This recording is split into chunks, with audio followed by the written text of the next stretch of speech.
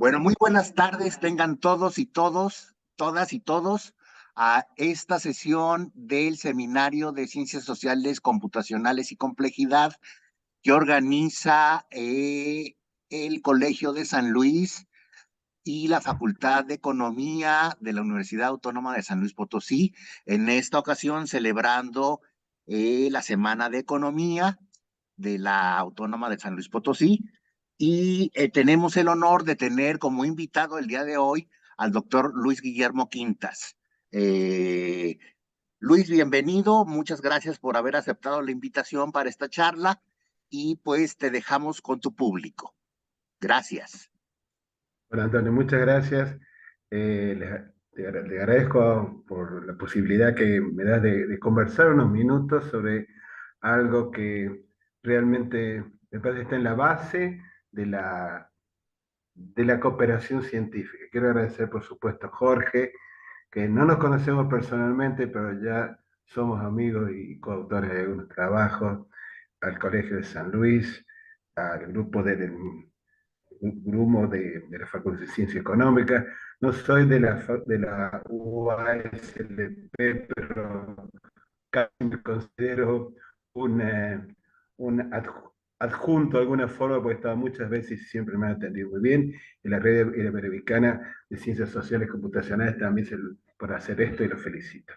El enfoque que voy a dar en realidad no es el más tradicional. He dado, como todo el mundo, algunas charlas, generalmente uno toma un paper y lo cuenta, pero más bien es sobre cómo se producen los resultados, aspectos humanos, aspectos sociales. Somos seres humanos que actúan de acuerdo a interacciones humanas, y cómo muchas veces hace falta tiempo, hace falta continuidad en determinados tipos de interacciones para que los resultados, algunos tipos de resultados se logren.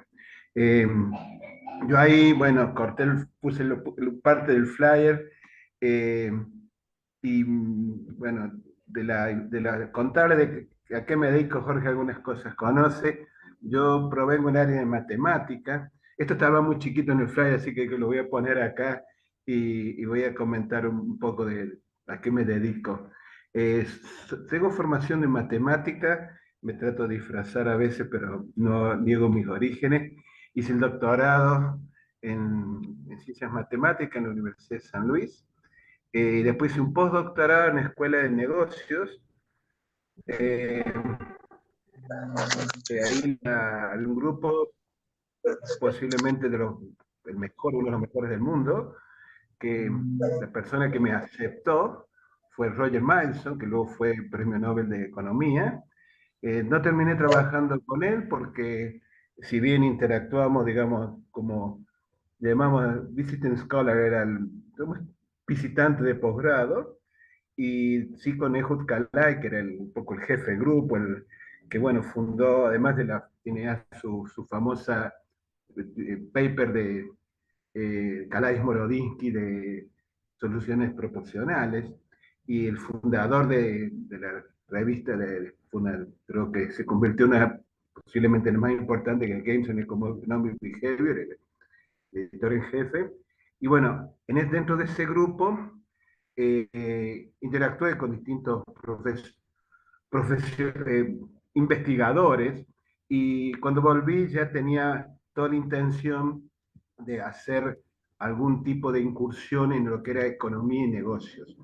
Y tuve la chance de crear un posgrado que todavía dirijo, no han podido correr todavía, acá en la universidad, dentro de un departamento de economía y ciencias económicas sociales. En realidad, ahora se han dividido incluso en dos facultades, una de ingeniería y otra de ciencias económicas sociales, que está a 100 kilómetros de acá, en Villa Mercedes, y donde espero poder organizar la JOLATE, que es la jornada de este año. Ya voy a hacer en algún momento el anuncio oficial, todavía estoy juntando fondos. Y bueno, también dirijo un posgrado en gestión y vinculación tecnológica. Eso tiene parte de formación económica, pero más la tecnológica, a pesar de que no tengo una formación tecnológica. Esa es la parte académica. Digo, cuento esto porque un poco lo que espero es que muchas veces esto pueda servir de nexo para futuras actividades. conjuntas o que eventualmente sirvan para relacionar grupos de gente, instituciones, que si bien está relacionado con la Universidad de San Luis Potosí, tenemos una relación de años a través de un amigo, Elvio Achinelli, que, bueno, después voy a contar algo de las actividades que hemos realizado. Eh, Esa es mi área. En realidad mi área es teoría de juegos, de la parte de investigación. Esa es la foto. No sé si se ve la foto. Me pidió ahí que saque una foto. No, lo he visto. Yo hice mi tesis justamente en el área de equilibrio. Enseguida voy a contar un poco de eso porque está relacionado con uno de los papers que voy a mencionar. Ese es un congreso que se hizo en San Pablo.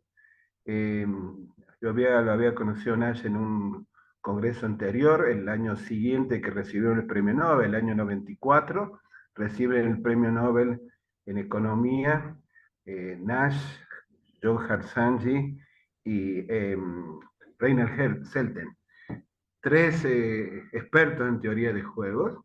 En el año 95 se hace un congreso en Israel, mi director de, israelí en Estados Unidos, muchas veces incluso por el aspecto mío pensaba el acento no era precisamente americano, creían que yo era, no sé, judío y me recomendaban dónde trabajar y algunos, porque ese grupo había un grupo muy fuerte de Israel dirigido por Robert Aumann, que unos años después recibe el premio Nobel, pero ahí hicieron un congreso en desagravio, incluso me tocó estar sentado al lado de Robert Aumann, a través de unos amigos que...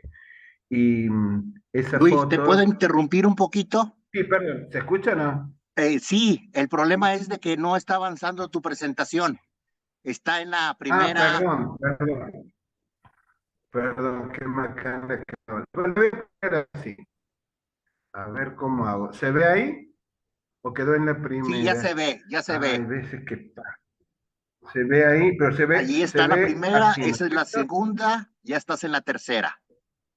Sí, el tema es cuando le pongo esto acá, por alguna Ujú. razón, ahí se ve pantalla completa o no? Sí, ahí se ve en No. pantalla completa, sí. Y lo que puedo hacer, lo voy a intentar mover, ¿ahí se pasó para adelante o no? No. No, no, no, no, Ya sé lo no. que voy a hacer. Mira, voy a hacer esto. Voy a poner pantalla completa y cuando Sí, pase la próxima voy a tener que ir hacia afuera y entrar. Por alguna razón a veces lo hace. Bueno, esta es yo les conté el anterior, un poco de la formación, pero está también en el flyer. Ahora lo voy a poner. Dime después qué se ve y qué no se ve. Ahora, esta es la foto con John Nash. ¿Se ve la foto? ¿Ahí se ve? sí, ahí está la foto. Bien, esa foto, como digo, es de San Pablo, en un congreso que se hizo posteriormente. Lo que está acá a la derecha, a la izquierda, no sé si se ve el mouse. ¿El mouse se ve? Un Sí mouse, se no ve el sé si lo mouse, veo. sí. Ese es un guardaespaldas, que yo digo, no, esta vez, la primera vez en Israel, Nash estaba muy mal, nunca abrió la boca, y digo, che, no me saque una foto, que sea.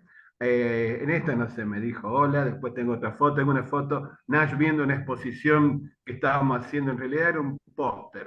Digo, esa tiene más valor. Seguramente pasaba el rumbo al baño, pero bueno, mi señor le sacó una foto. Y ese guardaespaldas lo tenían ahí al principio, no lo querían dejar ni mover, pero ese fue en San Pablo, unos años después. Ese congreso, como digo, en el año 95, había varios premios Nobel, Selten era uno de los que estaba allí, había varios, y Nash no estaba en buen momento. Convengamos, tenía problemas de salud.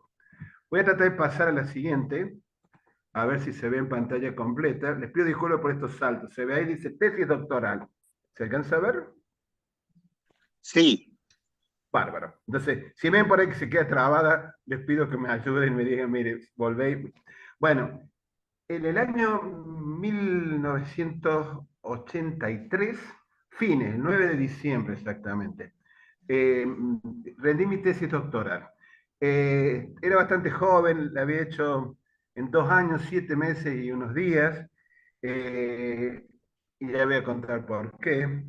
Y tenía 25 años, no llegaba a tener 26. Si alguien se doctoró más joven, no me lo diga porque me rompe el récord que yo creo que tengo.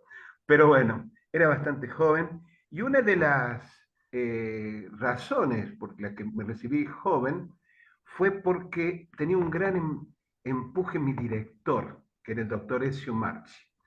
Él, bueno, que fue el fundador de un instituto de matemática donde estamos actualmente, y más.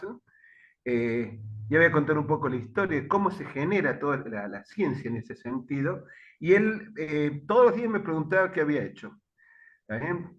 Era un tema central porque era estructura de equilibrio, enseguida voy a contar un poquito más, de Nash casualmente. Y claro, le interesaba muchísimo. Lo primero que hacía cuando llegaba, decía cartas preguntando a la secretaria si le había escrito a alguien, en época que el internet todavía creo que no existía. Y la segunda palabra que decía era quintas. Entonces, Cartas Quintas fue mi sobrenombre durante cierto tiempo.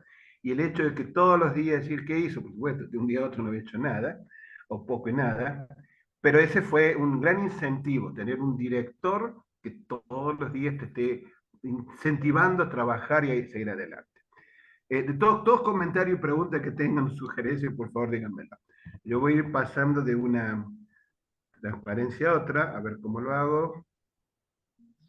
Bueno, en la tesis doctoral, un poco el contenido, voy a volver un instante acá, eso, estudiábamos qué tipo de características tenían los conjuntos, soluciones de equilibrio. Hay algunos juegos que son muy simples, los conjuntos de equilibrio, otros no. Depende justamente de la complejidad del juego, de alguna forma. Mirábamos condiciones de unicidad, si bien hay ejemplos, hay un famoso ejemplo de Harsangi Selten que muestra que a pesar de que hay veces que hay un único equilibrio la gente no lo va a jugar porque prefiere jugar seguro, pero cuando hay un único equilibrio es muy probable que se juegue en general. Entonces mirábamos condiciones de complejidad, de unicidad, generábamos bajo qué condiciones se pueden generar juegos con único equilibrio. Publicamos varios trabajos a partir de la tesis, en base a un tema que de nuevo era un tema que le interesaba mucho y por supuesto en esos momentos uno sigue como se hace generalmente un trabajo de tesis doctoral, sigue las indicaciones de cómo, qué estudiar y qué hacer. Uno tiene las preguntas, mucho menos las respuestas, pero sí el director de tesis. Entonces, eso me permitió avanzar en mi tesis muy rápido y después bueno, me fui a Estados Unidos a la Universidad Noroeste. Este es Ezio Marchi, él era nacido en Italia y tenía formación en matemática y en física. Trabajó incluso con gente de la administración, con algunos ingenieros. Su director fue un alemán, Edward Burger. En esa época, en la década del 50 o 60, uno de los libros clásicos de teoría de juego era el Lucy Raifa. Y el otro clásico era el de Burger. Allá en Estados Unidos en particular, mi director lo recordaba este tipo de libro, fue traducido a muchos idiomas. Y una de las cosas que hizo este alemán, convengamos que después de la época de posguerra, mucha gente vino a la Argentina y a América. Seguramente ustedes pueden contar también quiénes fueron a México. Acá vinieron españoles, Rey Pastor, un famoso matemático que ayudó a organizar lo que es la Unión Matemática Argentina, algunos franceses, alemanes, y este alemán fue el que fue el director de tesis de Marchi y fue también el director de tesis de Selten, premio Nobel que recibe junto a Nash. O sea, no hemos tenido acá un premio Nobel de Ciencia, pero hemos tenido el director de tesis, que fue un profesor que vino, se instaló acá y de hecho falleció acá en San Luis, estando trabajando en la Universidad de San Luis, y ayudó mucho porque envió a Princeton, a Marchi, para que se capacitara ahí en un área que estaba el Instituto de Estudios Avanzados. Princeton había estado von Neumann, Morgenstern, el director, de hecho, Marchi trabó una amistad con él y la familia. El famoso libro, lo que llamó el ladrillo, del Theory of Games and Economic Behavior, que es un poco la base, buena parte de la base de la teoría de juego que se desarrolló en esa época, una teoría básicamente no cooperativa, porque, bueno, había estado en guerra, entonces, bueno, ese es un poco el contexto en que luego viene Marchi, funda el instituto, arma un grupo, y bueno, varios terminamos trabajando en teoría de juegos, seguramente si no hubiera trabajado en cualquier otra cosa. Pero bueno, esa es la forma en que empiezo a trabajar. Y un tema, bueno, que analizamos ahí es un juego que llamamos juego cíclico. Él le llamó Q cíclico, pero debería haber sido M cíclico, porque no tenía, la idea no era de él, no era mía, sino era de él. Y ya le voy a contar qué estructura tenía. Voy a seguir pasando adelante. ¿Se sigue viendo la transparencia, las slides? Sí, sí No se sé si ve. se ve ahí, dice juego a suma cero, no se ve nada.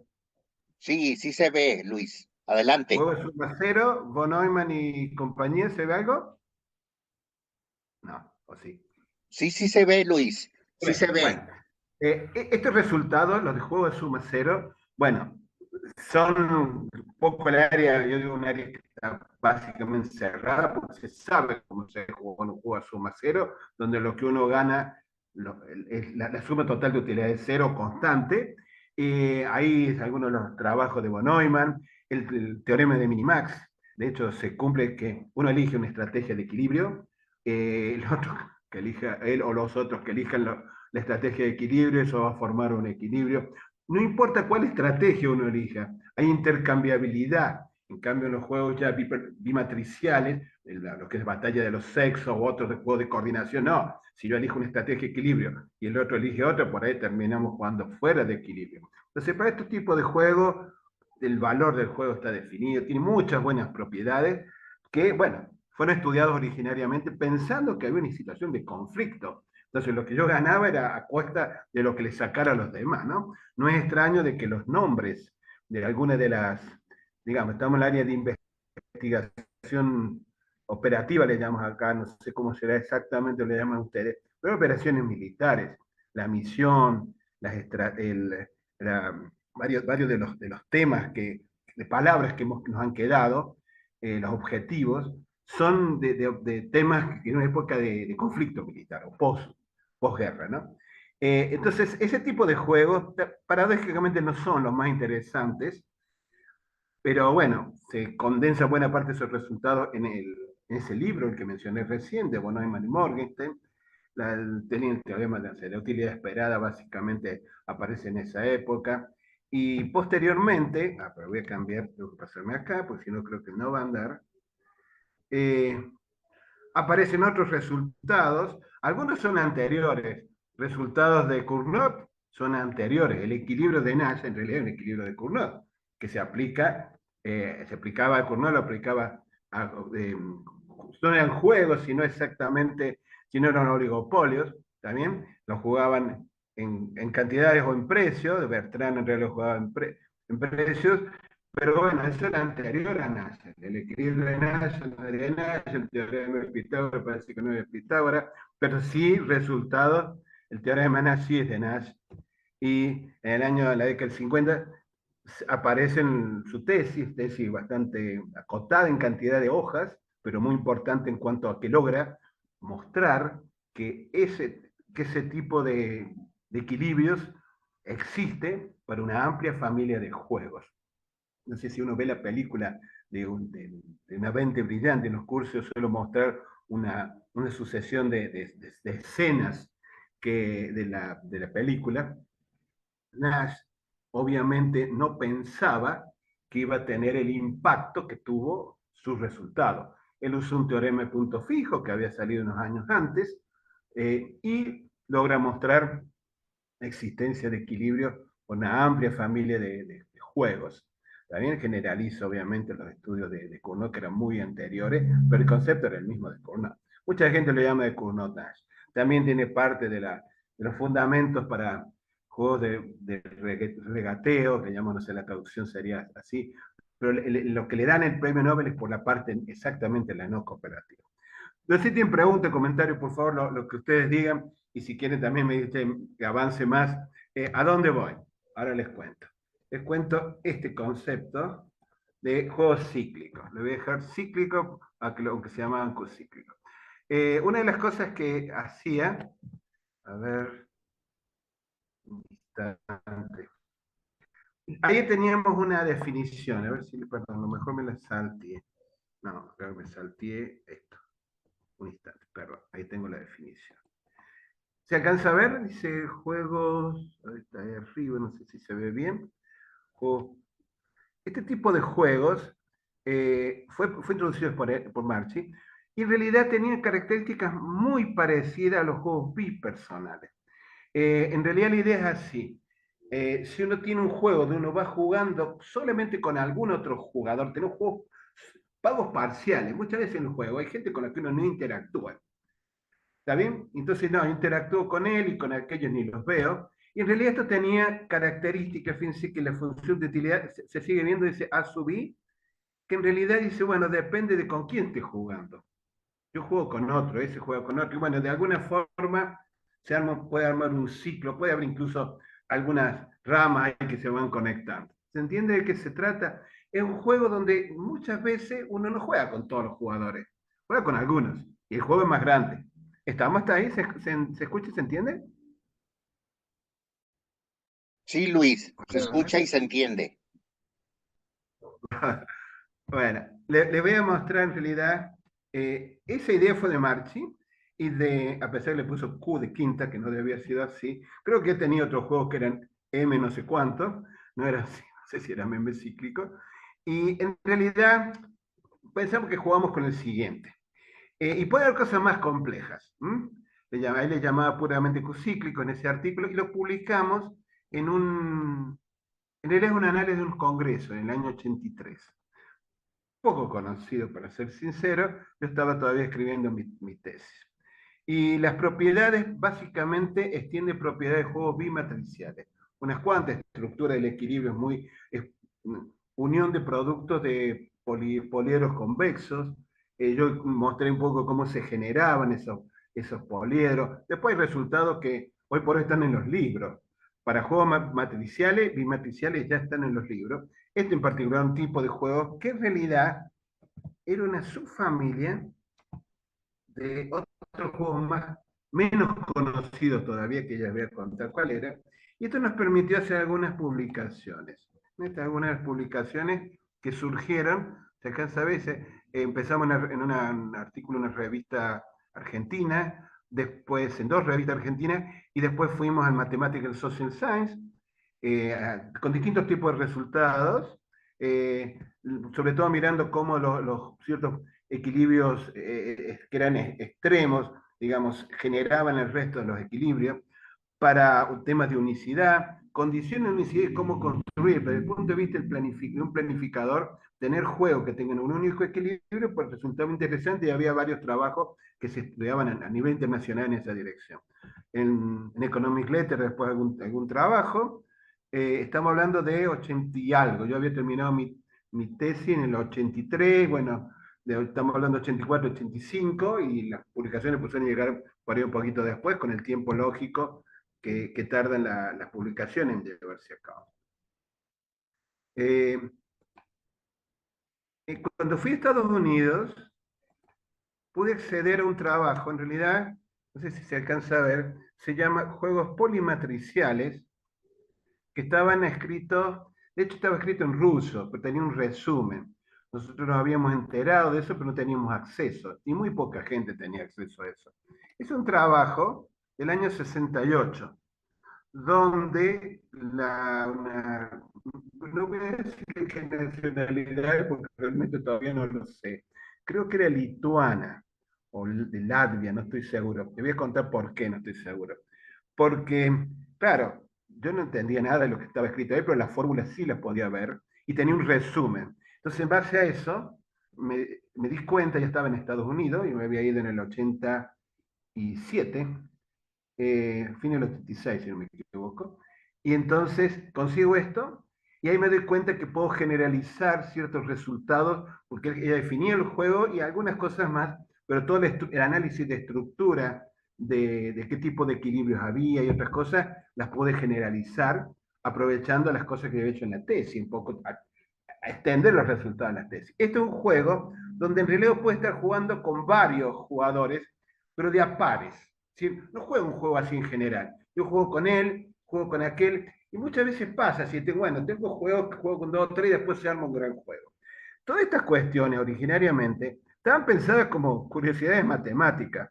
Yo puse un ejemplo que me lo sugirió Akira Okada, un japonés con el que estaba compartiendo la oficina, un muy buen investigador, que me sugirió poner un ejemplo de oligopolio que tenía estas características, bueno, para vender un poco el paper.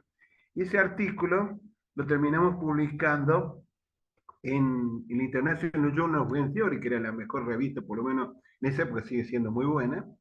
Y bueno, cuando lo publicamos, a ver, ¿dónde estoy de un instante? Eh, dígame si no se ve algo, ¿no? Este trabajo, por supuesto, una muy buena publicación, yo todavía estaba en Estados Unidos, y cuando aparece la publicación, mi director, junto con junto con Bob Sade, que eran otros investigadores muy buenos que tenían allí, me llama, me dice, oiga, ¿de qué se trata? También ellos no habían escuchado hablar de este tipo de juegos, y le conté un poco de qué se trataba. Ese tipo de juego, bueno, hicimos varias publicaciones más, las cuento en el Journal of the Theory and Application. En algunos casos seguimos trabajando cuando volví con Marky, y algunos otros hice con eh, algunos trabajos más con otros investigadores. Estudiantes, también algunos estudiantes que, que bueno, hicieron los trabajos finales de maestría, no, este lo vi, perdón. No sé ni dónde estoy, debe ser esto. Voy mirando los números de la... No sé cómo estamos en el tiempo, a lo mejor voy muy lento y tengo que apurar para que no se haga extremadamente largo. Bueno, estos son otros acá con Alaní y Junta. Hicimos incluso algunos trabajos posteriormente con alumnos, de mis alumnos ya a esa altura. Estamos hablando del 2000, hasta el 2010, hasta el 2000, incluso el 2019 escribí un survey que fue para la revista Perspectiva. Y bueno, como que seguí trabajando un poco en esto, además de otros temas que había empezado. Bueno, yo diría, bueno, un trabajo del año 83, viejísimo. En el año 2013, en Jolate, que se hace en la Universidad Autónoma de San Luis Potosí, eh, estoy a cargo de una sesión de juegos y temas relacionados, y hay una exposición que hace, esto como le digo es en el año 2013, hace Edgar Carrera. Seguramente a lo mejor algunos los conoce porque ha estado varias veces en la Universidad de San Luis Potosí, él era alumno bueno, por lo menos la tesis de maestría, si no me equivoco, estoy mirando cómo se llama, Uniqueness and Edge Cornut Equilibrium. Estaba el advisor, el supervisor era Elvio Achinelli, y, y entonces él presentaba en ese momento, justo en esa sesión no estaba Elvio, porque el organizador andaba por ahí, ¿no es cierto? Un problema de corrupción y de juegos evolutivos, basado en un problema de polución, en realidad, controles que proponía hacer para evitar justamente eso. No sé si alguno escuchó alguna vez, ese particularmente, en el año 2013, si alguno estuvo en la sesión, avíseme, les cuento. Lo cierto es que a raíz de eso, yo estaba, aquí a ver si se ve, ese es parte del flyer con el programa. Se ve el programa.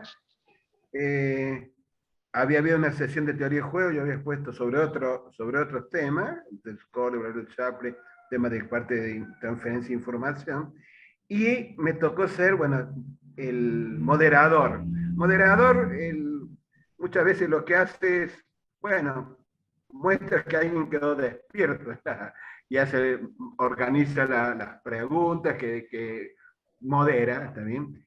Y yo una de las cosas que comenté, no hubo demasiadas preguntas, pero en ese me acuerdo en el caso de Edgar, que él tenía un modelo de controles de arriba hacia top-down sobre posibles actos de corrupción. Entonces, el de arriba controlaba este controlaba el de abajo, y así sucesivamente una serie de controles.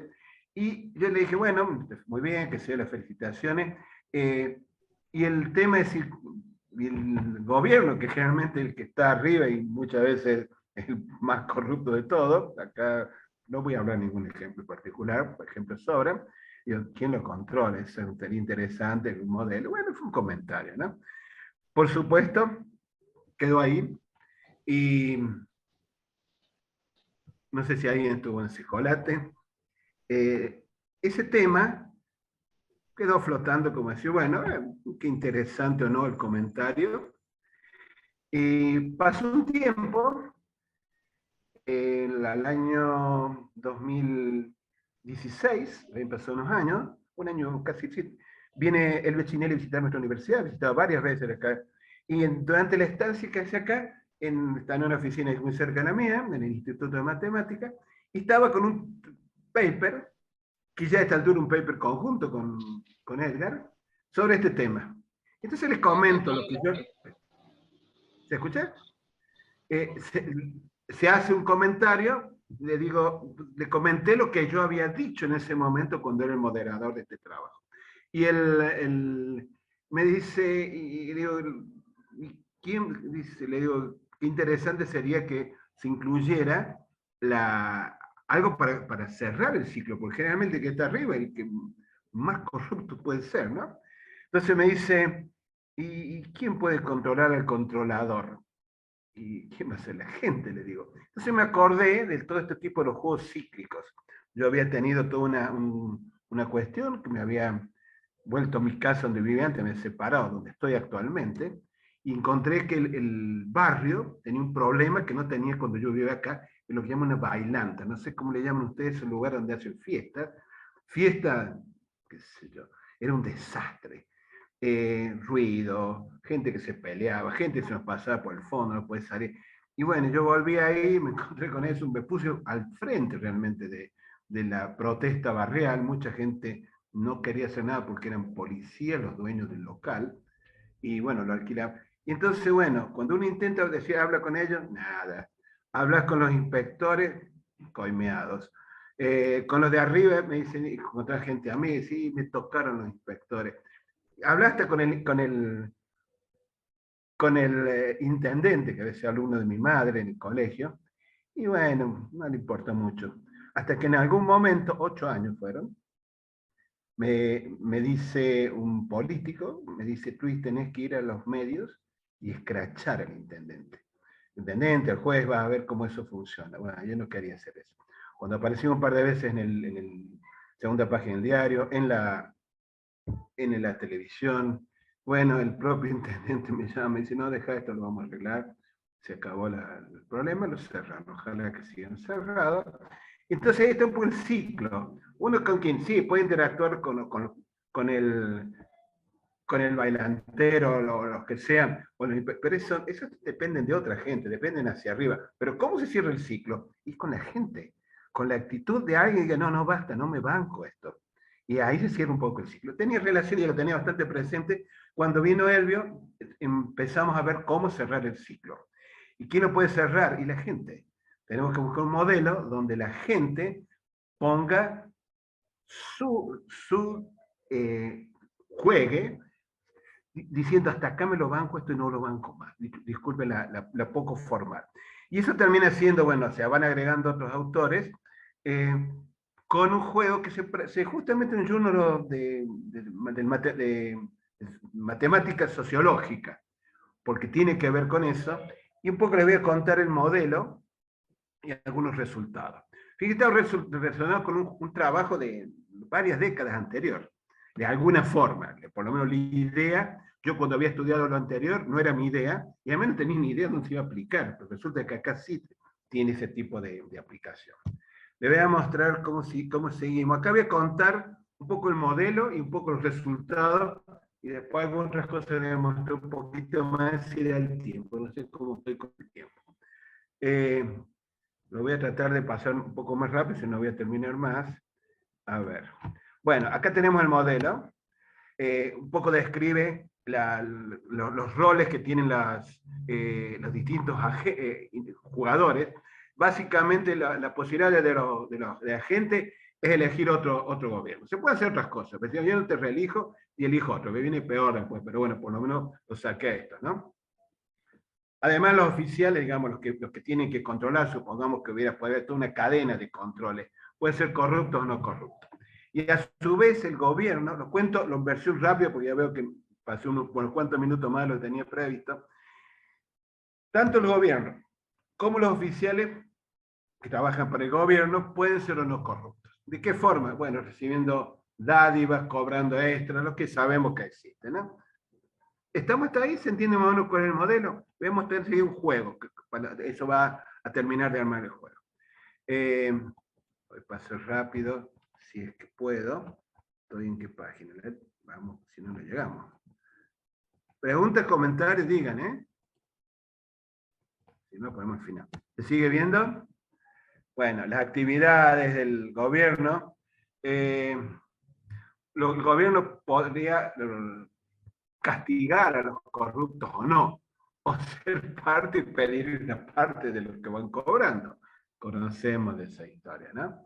Entonces vamos a tener un modelo donde hace esas posibilidades y finalmente pueden o no ser reelegidos el gobierno y por lo tanto los oficiales también pueden seguir adelante. Generalmente cuando hay reelección, buena parte de los que están trabajando ahí siguen, ¿no? ¿Se ve o no? Si no se ve, lo estoy pasando, yo creo que ven. Entonces acá aparece el rol de los ciudadanos, donde van a tener que decidir si lo votan o no y reeligen al gobierno. Muchas veces el gobierno es corrupto y se reeligen. No quiero contar ningún detalle porque conocemos. Y acá tenemos serie, a pesar de aparecer una formalizar, donde tenemos oficiales que pagan, y hay un pago que es ofrecido, digamos, un valor P que tienen la cantidad, digamos, primero hay una cantidad de oficiales que trabajan en forma corrupta, no digo que sean todos, y hay un pago que se les reciben por la corrupción. Eso muchas veces también lo comparte una parte muy importante, se les lleva el jefe superior, ¿no? A ver, voy a tratar de mostrar el juego, cómo es el juego. Hay utilidades esperadas, voy a tratar de saltear un poco, si no, no voy a llegar. A ver, acá está el juego. A ver si lo vemos. A ver, ¿se alcanza a ver eso?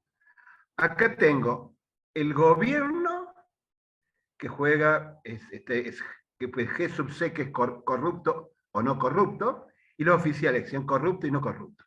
Y acá es lo que eligen, acá hay dos opciones. Podemos elegir reelegirlo o no reelegirlos, y tengo dos matrices distintas que eso lo decide el pueblo, si lo va a reelegir o no. Y acá hay una serie está explicada en las que siguen, pero se las voy a leer en versión rápida porque están en las slides que siguen, no entraban acá. Este es el pago, el W es lo que le pagan al oficial, lo podemos sacado, de hecho, del modelo. Después M, a ver, por ejemplo, vamos a poner acá, supongamos que tenemos un gobierno que es corrupto, los oficiales son corruptos y no los reelegimos. Entonces, ¿qué son estos? Este es el pago que tiene. MC es la cantidad que corresponde a estamos pensando en los oficiales, fíjense que estas primeras de los oficiales, un oficial que es corrupto recibe cierto dinero. ¿Está bien? Menos MG, que en realidad es una cantidad que le pasa el oficial al gobierno, al superior. ¿Está bien? Bueno, para el gobierno, ¿se entiende esto? Es decir, este pago tienes un salario, pero cobras, recibís coimas, y tenés que pasarle un poco a tu jefe, algo un poco mucho, ¿no?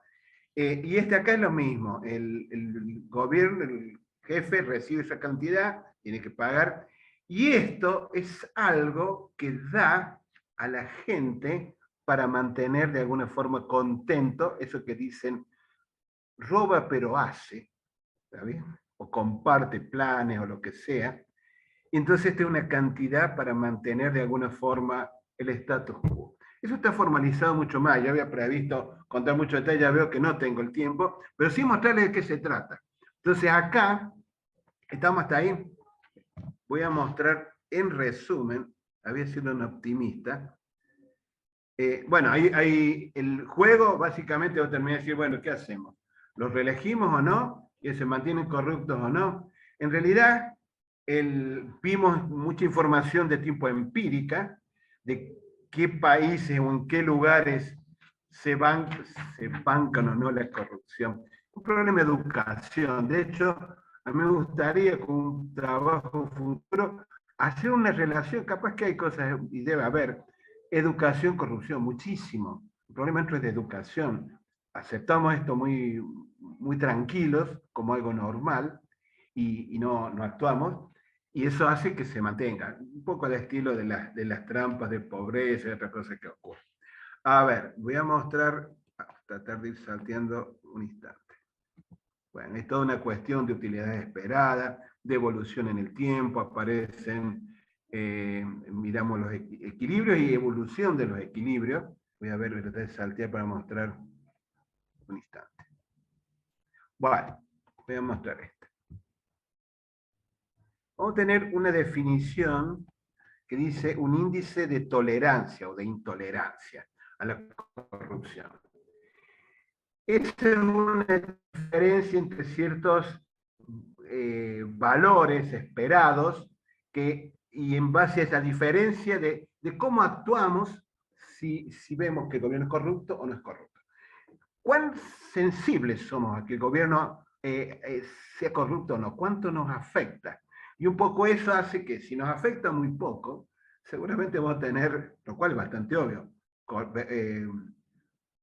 gobiernos corruptos. Porque, bueno, nos acostumbramos a los planes, etcétera, etcétera. Bueno, y acá veremos dónde era el límite. Estos son valores, digamos, después se los comparto, incluso el paper, si uno quiere ver detalles, dice hasta dónde, cuál es el límite.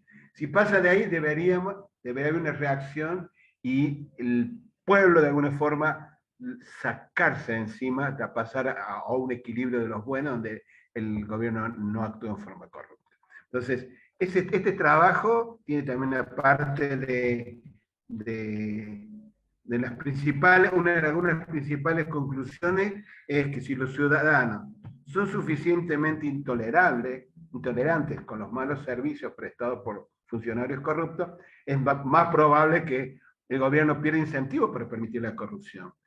Si no, eso continúa. Y bueno, esos son resultados que son consistentes con lo que uno observa. Países donde, no sé, Escandinavos, por ejemplo, no va a encontrar que haya, no sé, un primer ministro que tenga cuentos offshore, como suele pasar en otros lados y no pasa nada. U otras cosas. Entonces, ahí, digamos, esto dice, sí, hay posibilidades de cuenca de atracción para cierto tipo de resultados. Les voy a mostrar acá lo que va después de que uno pone la dinámica. Acá hay gente que sabe mucho más que yo, Jorge entre ellos. ¿Dónde tenemos? Ay, perdón, ¿qué hice acá? Algo pegué. Perdón, ahí está. Bueno, vamos a tener un equilibrio de los, bueno, estable de los equilibrios buenos y equilibrios malos, el de corrupto y no, y toda una variedad ahí entre medio. Entonces, en el fondo, lo que dice, sí, es posible tener una situación de no corrupción, pero es fundamental el rol de los ciudadanos. Y esto lo formaliza, se termina publicando en una muy buena revista, creo que Q1 posiblemente, y tiene esta parte, ¿no? Tratar de explicar, además de los resultados, cómo son consistentes, pues se fueron agregando otros investigadores, y lo cual genera parte de una cooperación. ¿Está bien? Y si iba a contar, a ver cuánto tiempo tenemos, por acá no tengo el celular, 40 y algo minutos. Voy a contar el otro resultado muy breve, porque me gasté más de lo que tenía previsto en tiempo de explicar esto, y que es sobre difusión de rumores. Este es un trabajo a partir del cual, de hecho, estamos trabajando en cosas relacionadas con Jorge. El trabajo termina publicando este y otros trabajos relacionados. Y de nuevo una pequeña historia. Se alcanza a ver, esto es en el Journal of Dynamics and Games, sobre difusión de rumores. No tiene mucho que ver estos dos temas, pero sí cómo se arman equipos de trabajo. Voy a tratar de compartir esto. Yo había realizado una visita a la Universidad de La Habana, en Cuba, y había una ágape en la embajada argentina, que ha habido unas cuestiones del otro posgrado de vinculación tecnológica, y dije, no, voy a irme a la universidad. Yo era el director del departamento de matemáticas, fui a ver a la directora del departamento, que era Yemayel Bus Allende, es la que aparece en la foto. No sé si se ve la foto, ¿sí? Hacíamos como que trabajábamos ahí. ¿Se ve? ¿Sí? Sí. No sé si se escucha. Bueno, ella en ese momento me comentó que trabajaba sobre este tema, me pareció lejísimo, rumores que tendría que ver con la matemática. Bueno, hicimos una visita muy breve y me mandó los papers, que los miré bastante después. Y en algún momento, en otra de las visitas de Elvia Chinelli, esta es una foto de Madrid con Tosif y Jolate conjuntamente con otro congreso de Europa. Ahí, bueno, no es la foto de la visita que yo mencioné, habían pasado unos años y estaba por volverse, estaba acá en mi casa, acá muy cerquita de la exposición, y me acordé de esto, que estaba relacionado un poco con los juegos que habíamos visto. Ya le voy a mostrar una pequeña gráfica de cómo es la estructura, donde decíamos, a ver, la difusión de rumores. Yo me acordé de los trabajos y me parece que podemos usarlo para escribir un paper. Me acuerdo en el servillete de papel escribí ahí el primer esquema básico y luego terminó siendo el paper que se publicó a comienzos de este año. Ese trabajo lo que hace es, a ver si se puede ver, de un grupo que están informados, otros no, cuando les llega un rumor, o por ejemplo en el Face, hay cosas que yo le pongo like y otras mejor no pongo nada, no sabe. Entonces, lo compartís o no compartís. Hay toda una cuestión social, uno puede estar o no de acuerdo, pero a veces también costos sociales, de qué compartís y qué no compartís, ¿no? Entonces vimos ahí, estos son los costos sociales. Por supuesto, de reenviar un mensaje tiene costo. Tenemos otras versiones con costos, justamente de distintos tipos de costos. Pero si uno, por ejemplo, tiene un rumor o una información, vamos a hacer un rumor, o algún dato, puede ser alguna red social, y si yo estoy de acuerdo y se lo mando a otro que está de acuerdo, como que a ambos lados nos suma. También este A y B dice lo que gana el que envió y el que recibió, el que no estaba informado. Y si vos le envías algo que está en contra, y la persona está en contra, en general te va mal a vos y también le va mal a la otra persona porque se pones mal y vos seguramente tampoco ganás nada, perdés. Entonces hay desutilidades cuando los rumores o la información que vos reenvías no corresponde con lo que piensa la otra persona. Y eso a su vez puede cambiar el mensaje, darlo vuelta. Entonces el rumor puede difundirse, estoy hablando de rumor, pero puede ser otro tipo de información, puede difundirse y ir cambiando. Si alguien apoya esto, otro, lo vemos, ahora estamos en época de elecciones, así que eso lo vemos todos los días. Entonces, bueno, vamos viendo qué porcentaje gente informada que tiene con un a favor o en contra del rumor. Rumores parece cosa muy inocua, pero ponen y sacan presidente, entre otras cosas. Y bueno, para mostrar en versión breve,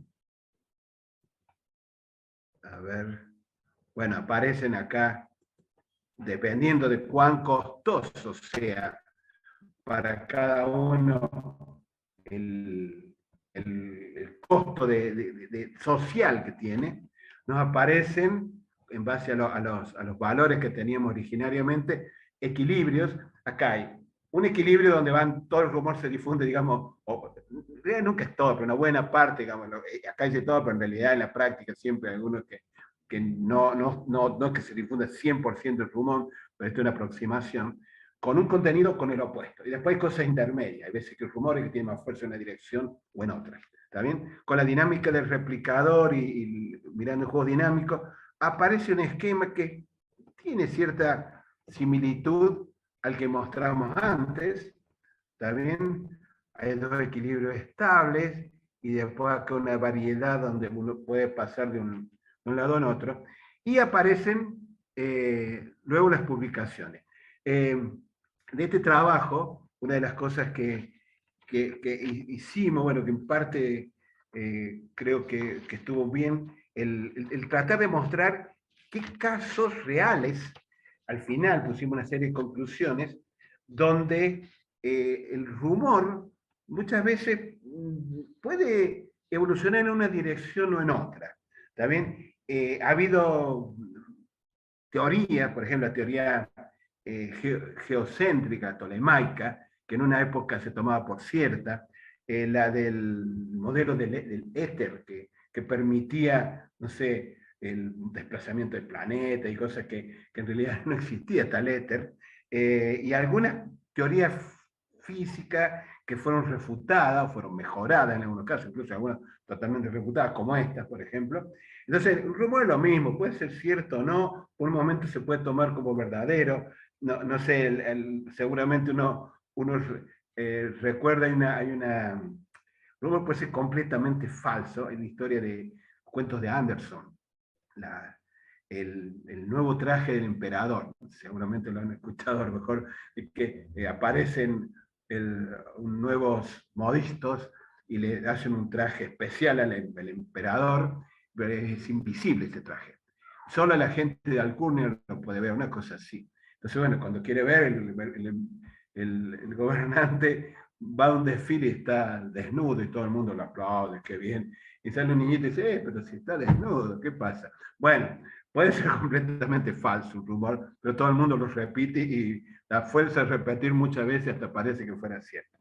Pero bueno, esos rumores sabemos que incluso hay cosas que pueden ir en algún momento tener más fuerza, otros los ovnis, si hubo una conspiración con la muerte de Kennedy, se suicidó Hitler, tiraron o no abajo el avión el 11 de septiembre del vuelo 93, bueno, historia. Y otras, algunas cosas que tienen más o menos fuerte, pero este modelo como que explica que hay casos que corresponden a alguna de estas condiciones y que el modelo, bueno, lo justifica, ¿está bien? Y se aparecen unas publicaciones, fíjense, aparecen, estas empiezan a aparecer primero en perspectiva porque es más rápida la publicación y además porque cuando enviamos este trabajo, uno de los referí nos pidió que justificáramos por qué los indiferentes no tenían peso acá.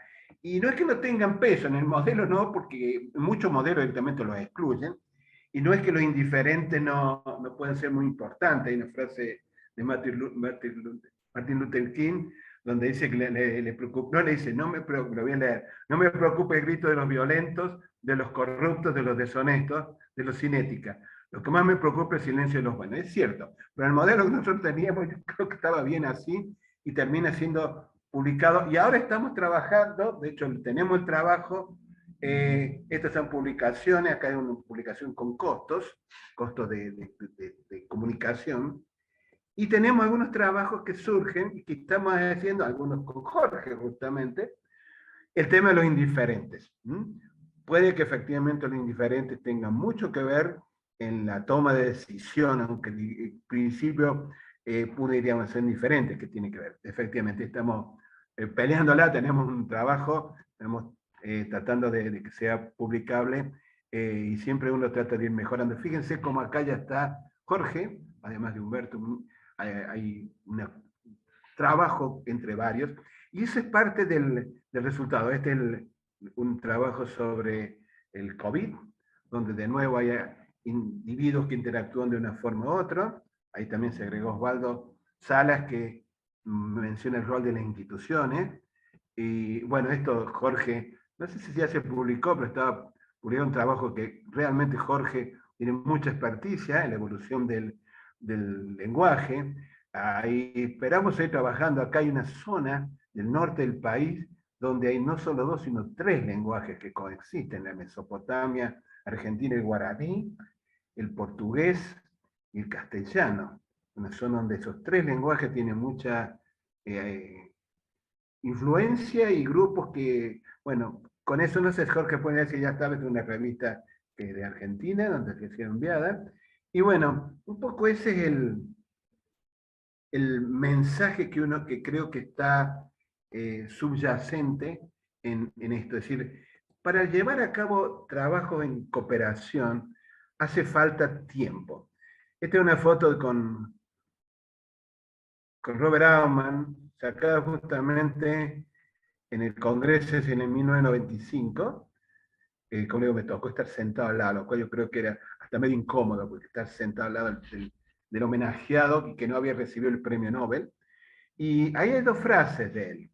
Dos frases que tienen que ver, no sé si se alcanza a ver ahí arriba, una de que, por un lado está el egoísmo. Naturalmente uno quiere que a uno le vaya bien, y en estos trabajos de investigación que aparezca el nombre de uno, y que bueno, el egoísmo existe, y las decisiones tienen que ver, dada la información que uno tiene, eso la decisión sería racional e individual.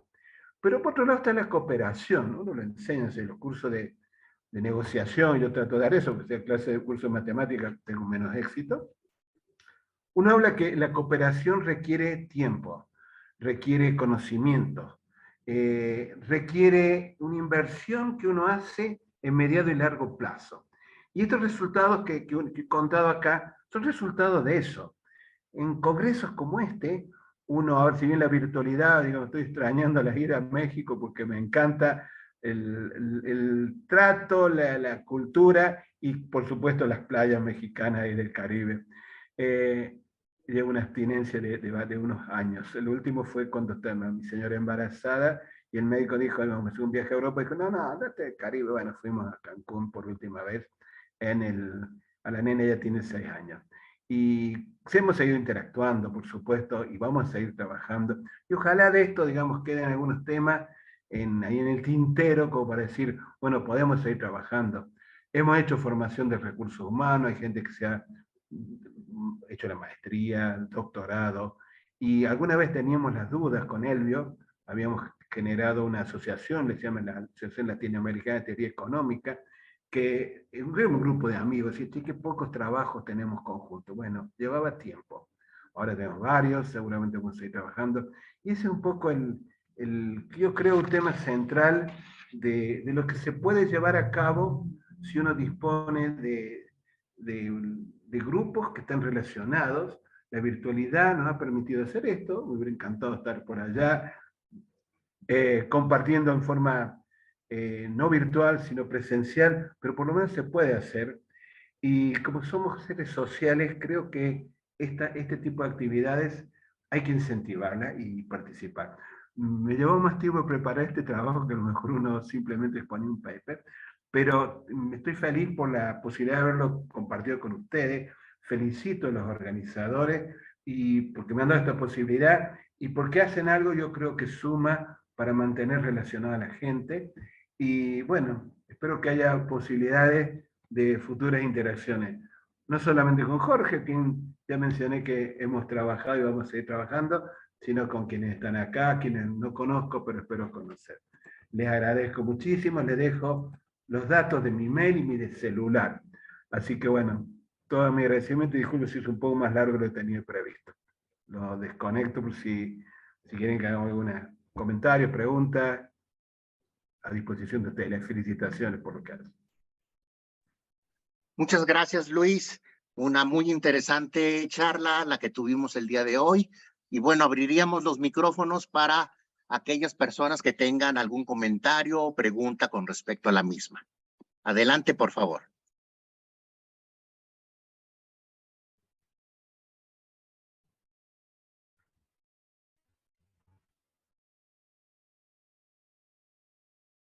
Creo que están bloqueados los micrófonos, no sé si está muteado.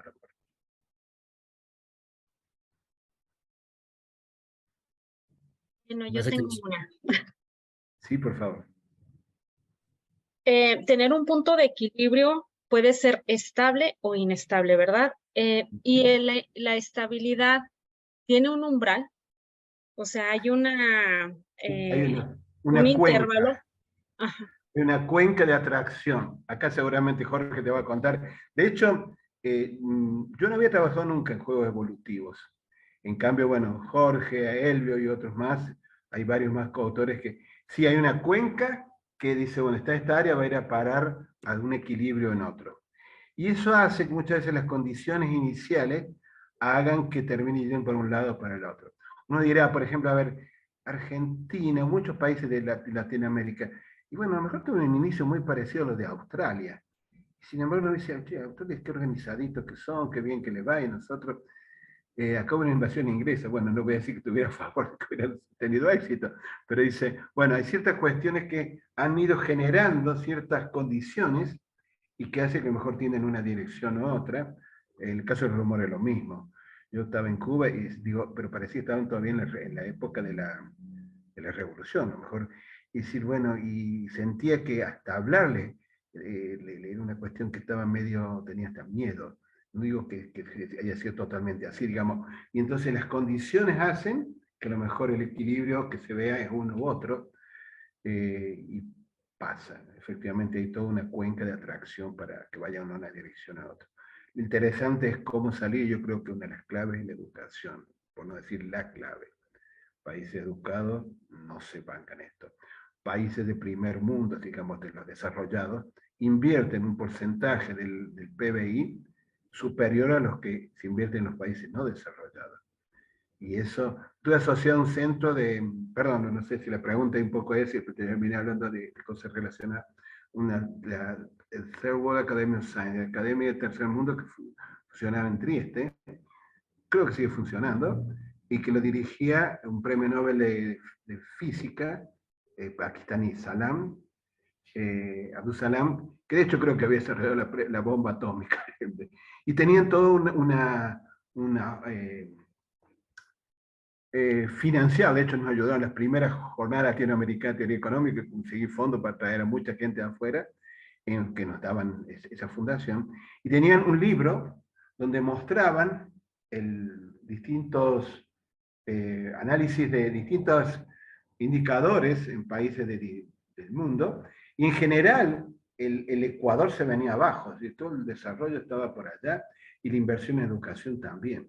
Entonces, bueno, esa es un poco la cuestión. Sí, hay cuencas de atracción. Lo interesante es cómo salir de esa, es y pasar al equilibrio. Bueno, yo creo que la educación es crucial y lleva tiempo, ¿no? Y ahora con la Sí, pregunta, no sé sí, de hecho, en otra sesión que por ahí tuvimos con otro investigador sobre teoría de juegos que los quería aplicar, pues era una de las cosas que le comentaba, ¿no? Ni siquiera sabemos qué tipo de economía o política económica tenemos. Nadie, bueno, por ejemplo, si yo le pregunto a mis estudiantes qué tipo de política económica tenemos, y lo primero que me dicen es que somos que somos conservadores o que somos socialistas o que somos, no sé, otro menos posneoliberalismo, que es lo que implica. Y el no tener esa información, pues va a ser más complicado que una persona tome decisiones. Y también otra pregunta, y estoy de acuerdo con usted, lo mejor es la educación, ¿verdad? Para que tengamos por ahí esa estabilidad que tanto se espera. ¿Han intentado abordarlo desde el punto de vista de redes complejas y estudiar la topología de los resultados que ustedes tienen para ver este tipo de mecanismos en los puntos de equilibrio? no, no hemos hecho ese tipo, yo a lo mejor está haciendo alguno de los coautores o gente que haya visto, y de la topología no veo no hemos hecho algún estudio en esa dirección. En realidad, hay, digamos, por ejemplo, el trabajo de los rumores, hay enfoque muy distinto de esto. De ellos también hay para esto de quién controla el controlador, creo que en realidad es una idea bastante original, en el sentido de que, bueno, que no es tan fácil decir quién va a controlar. Bueno, tiene que ser la gente, pero no es tan obvio decir, ¿cómo hago para que la gente lo controle? ¿Cómo puedo hacer un modelo cuando en realidad la mayoría de veces no puede controlar nada? Porque la gente está arriba, decide y toma decisión y pasa por encima de la gente. Esa es la realidad que muchas veces pasa. Hay veces, hay cosas que sí se pueden hacer desde no elegir el gobierno, pero hasta pronto tú ya en realidad no conozco qué trabajo te han hecho en esa dirección, pero mejor estaría bueno decir, a ver, qué se puede hacer. Como siempre, hay una intención de si hay alguna forma de mirar alternativa a la que se ha puesto acá y llevarlo a cabo, ¿no? No, pues muchas gracias, doctor. Muy interesante su plática. Inclusive me pareció también bastante emocionante desde aquella fecha que conocí a Nash y cómo es que los trabajos nos van inspirando a ser mejores investigadores. Saludos y gracias. Muchas gracias, Mayra. Aprecio los comentarios. Por supuesto, está ahí el mail, si en algún momento, digamos, porque yo acá, una de las expectativas que realmente tengo es que a lo mejor algún tiempo después no se acuerden la charla aquella, lo que fue, ojalá, no se sabe, ¿no? Así que no sé en qué. ¿Son todos de la Universidad Autónoma de San Luis Potosí los que están ahí conectados? No, pero soy egresada. Está egresada. ¿Y dónde estás? Yo actualmente estoy trabajando como docente en la Universidad Tangamanga, una universidad privada, acá en San Luis Potosí, cerca de la industria. Ah, muy bien. Bueno, esperaba en algún momento interactuar. Yo tengo la esperanza de volver a San Luis Potosí en algún momento futuro cercano. Los Si no, demás yo son todos. disponible para oír toda. Yo soy fan, ya sabe el doctor Antonio, que es mi mentor. Yo soy fan Ah, de todo esto. buenísimo. Buenísimo. Y sí, San Luis Potosí, yo no sé, ya perdí la cuenta cuántas veces he ido, pero lo que estoy esperando que haya otra oportunidad. He tenido los pasajes pagos por gente de ahí de México y no se pudo por la pandemia. Terminamos interactuando en forma virtual, pero esperanza siempre tenemos y ahora posibilidades seguramente están un poco mejor, ya que la pandemia aparentemente ha sido controlada. Ojalá que siga así. Así que bueno, a disposición, no sé si hay otras preguntas, comentarios. Todo mi agradecimiento por el momento compartido. Bueno, Luis, yo tengo una duda así, rápidamente que hablábamos de todo esto de las cuencas de atracción y de demás. ¿Has hecho algo que tenga que ver con teoría de control que revuelva eso, ¿no? Decimos, bueno, esos son los equilibrios, pero luego, ¿cómo forzamos, ¿no? A salir de la cuenca de atracción? O a lo mejor con diseño de mecanismos, o sea, más allá de observar que existen estos, digamos, equilibrios no deseables, ¿qué tanto podemos hacer para que no pase? Yo creo que en eso ustedes saben mucho más que yo, no tengo ninguna duda. A mí me suena, he leído, no es que sea experto, ni mucho menos, lo que llaman las trampas de pobreza. Ustedes han Ajá, hecho trabajo ustedes. Me suena que tiene ese mismo problema, ¿no? Sí, ¿cómo exacto. hacer para salir? Esto no explica cómo salir, de ninguna forma. Dice, esto está pasando y van a parar a aquel lado, esto van a parar a otro. Yo no sé si el tema, a mí me parece que el tema de la educación, si se pusiera a poner formalmente en el modelo, lo tenemos como un trabajo que no se puede hacer, o a lo mejor se ha hecho algo en algún otro contexto, puede ser la forma de salir de uno de estos equilibrios y pasar al otro. Hay países que han invertido durante muchos años, creo que India fue uno de ellos, todavía quedan, y algunos otros países decir, bueno, tenemos que invertir. Desde Japón, por ejemplo, países asiáticos, algunos que desde la época de guerra tienen que pasar a una situación que hoy están muy bien, pero pasaron muy mal. Y el tema de educación en sentido amplio, ¿no? No solamente es fundamental. Ese libro que tenía, que yo lo llevaba en un libro así de alto y me estaba yendo de Trieste, me tenía que ir a Barcelona, porque yo iba a trabajar ahí en Barcelona. Al final tuve que volver, pensaba llamar a mi familia que me fuera a ver, bueno, tuve que volver a buscar, lo cual era más razonable. Y ese libro, en un momento me tuve que deshacer del peso extra. Y lo tuve que dejar, pero me parecía extraordinario la correlación que había. ¿Querés ser el primer mundo? Invertir en educación. No hay otra opción. Está bien, tecnología, un montón de cosas que están relacionadas, pero si no se invierte en educación no había ni un país.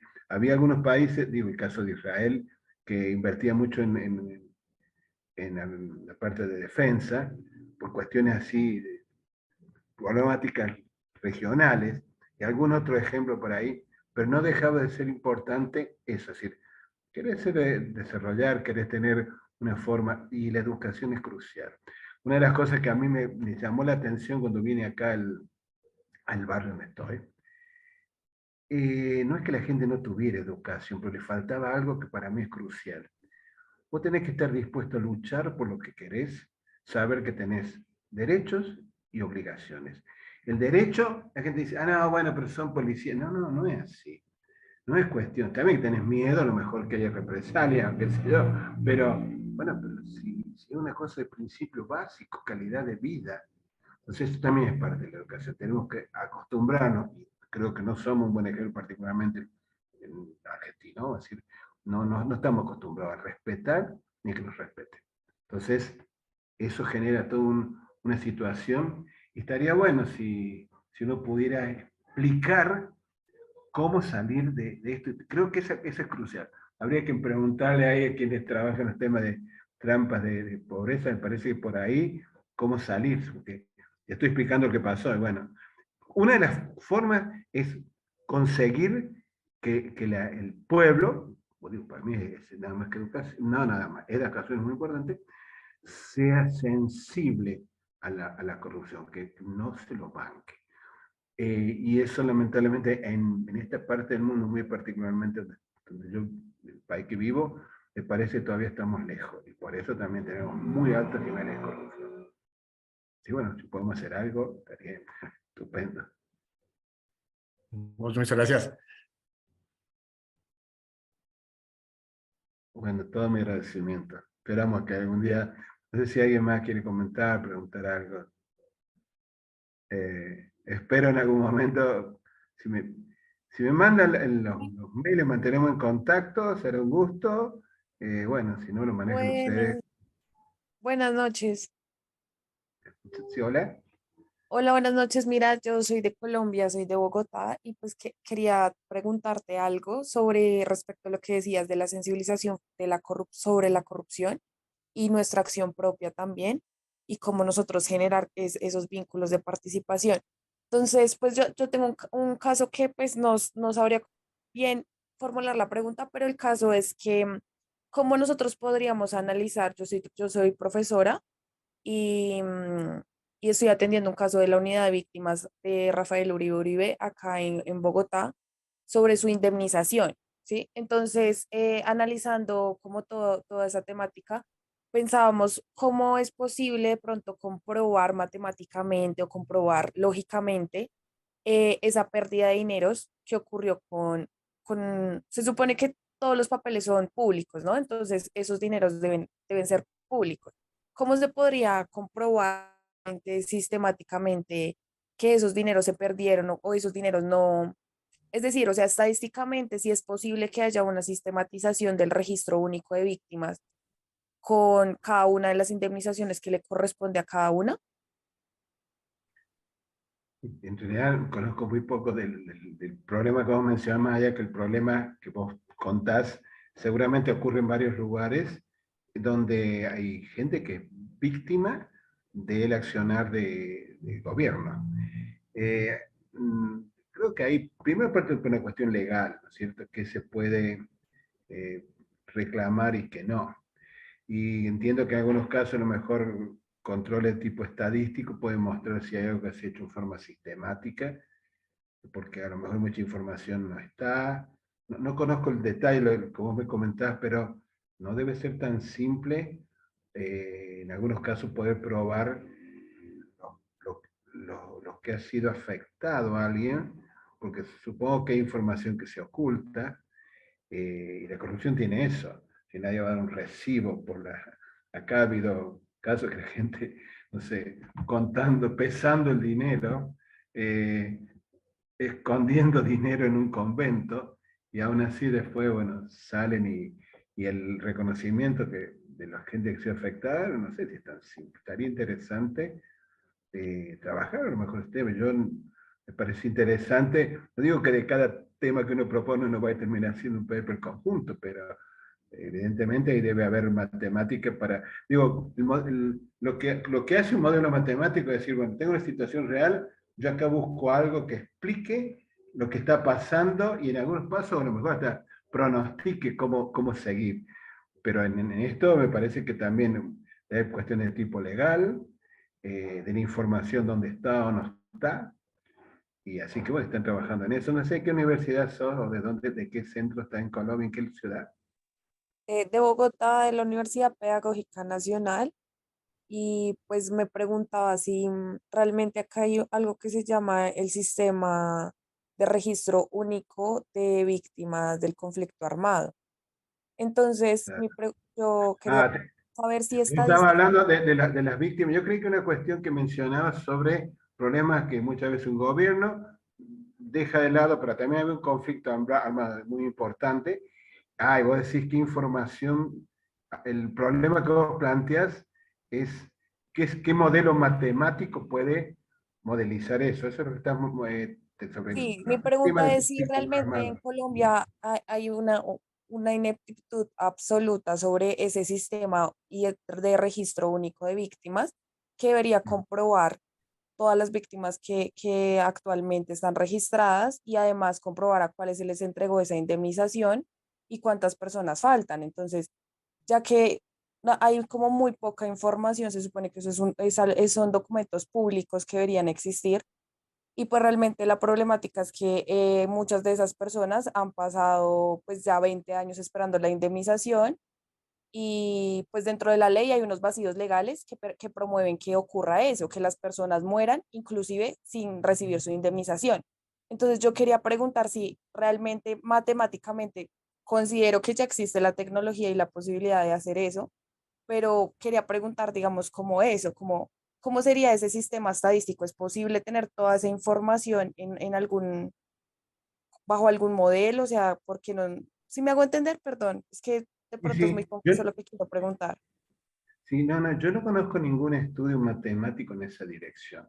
Sí conozco el problema que vos mencionas, que si bien acá no fue exactamente así, pero cuando hay un problema de insurrección y a su vez gobiernos que de algunas formas dictatoriales, como hemos tenido en varios países, hay una cuestión de indemnización que ocurre y las reglas pueden variar de un lugar a otro. Quienes reciben, quienes no, pero no conozco ningún modelo matemático que analice. A lo mejor lo hay, sería cuestión de y que al mismo tiempo eso ayude. El modelo matemático tratan de decir, bueno, a ver, ¿cómo simplifico esta situación y la puedo poner de una forma que quede bien fácil de manejar, ¿no? Pero realmente ese tema yo no conozco, que nada que haya escuchado siquiera de modelo estadístico de controles, si alguna vez, incluso algún trabajo hice sobre cuestiones de controles óptimos, pero me parece que sobre esto, yo no sé si alguien tiene alguna información acá en el grupo que pueda decir, yo no lo conozco, la verdad, lamento, no, pues me parece un tema muy, muy importante, muy interesante, y ayudaría a lo mejor tener modelos. La academia como que muchas veces ayuda a decir, miren, esto está refrendado por algún estudio académico. Puede servir, ¿no? Ojalá. Pero hasta ahí llego, no me animo, no conozco qué estudios se hayan hecho, sí me parece muy interesante lo que propones. De hecho, voy a Muchas comentar. gracias. Te comento la última. En esto de la Jornada Latinoamericana de Teoría Económica, la JOLATE, alguna vez pensamos en hacerlo en Colombia. Y en un grupo, bueno, no sé, de amigos. El presidente es Elvio Chineri, es el vice, pero podríamos ser amigos nomás, él sí debería ser presidente, pero ha hecho mucho esfuerzo y ha logrado que haya más de 20 reuniones ya realizadas. Y este año, si Dios quiere, la voy a poder hacer acá. Tengo que avisar apenas junte el dinero y debe ser pronto. Y cuando lo iba a hacer alguna vez en Colombia, yo una de las cuestiones que decía, mira, me parece inoportuno, no porque no una cuestión académica, sino una cuestión de seguridad. La gente cuando va a un congreso, virtualmente se puede hacer en cualquier lado, pero también las cuestiones sociales. Dice, bueno, a ver, de una vueltita. Y en ese momento no se hizo, y posteriormente sí, porque la situación se hizo, ya no me acuerdo bien qué año, pero ya estaba mucho más seguro. Yo fui a ese congreso, se hizo en la Universidad de los Andes, y ya la situación se veía manejable, creo que ya había pasado el periodo más fuerte de la época de guerrilla, y bueno, entonces ahí sí se podía hacer, porque tenían otras cuestiones, no solamente la cuestión del Congreso, sino todo lo que lo rodea. Así que, bueno, de alguna forma uno no está muy al tanto de esto, pero lo que vos mencionás es una cuestión que se ha vivido, acá también hubo cuestiones de desaparecidos, no fue una confrontación, muy poco tiempo hubo confrontación armada, incluso estuvo en un momento el Che, estuvo acá, tuvo que poner un aviso en el diario para avisar que estaba haciendo la revolución, porque no tuvo mucho éxito, se fue a Bolivia, donde fallece, y después queda en la época de la dictadura militar con hay guerrilla, etcétera, pero en Colombia creo que fue algo mucho más, más fuerte esta confrontación. Así que todo lo que uno pudiera estudiar ahí, capaz que Colombia es un lugar central para decir, bueno, a ver, ¿qué podemos decir de academia? Yo no puedo decir nada, la verdad, pero ojalá que algún día digamos que bueno que se planteó y alguien lo pudo llevar a cabo. Si lo hacen, avisen. Si lo podemos hacer, ojalá. Así te agradezco ahí el comentario. ¿Cómo es tu nombre? Porque veo acá una foto, no es la tuya. ¿Cómo es tu nombre? ¿Cuál es? Mi nombre es Geraldine. Geraldine. ¿El apellido? Geraldine Campos. Sí. Geraldine Campos. Bueno, sí, bueno, aparecía el nombre. Muchas gracias, Geraldine. No, gracias a ti por el espacio. Me encantaría volver a participar. Es un escenario de aprendizaje y pues el conocimiento debe ser abierto. Sin duda.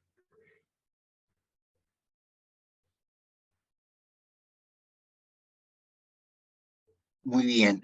Bueno, pues creo que si no hay más preguntas por parte de los que quedamos en la videollamada, le agradeceríamos al doctor Luis Guillermo Quintas su participación y les agradecemos a ustedes el placer de habernos acompañado en esta tarde en el Seminario de Ciencias Sociales Computacionales y Complejidad organizado por el Colegio de San Luis, la Facultad de Economía de la Universidad Autónoma de San Luis Potosí y la Red Iberoamericana de Ciencias Sociales y Computacionales.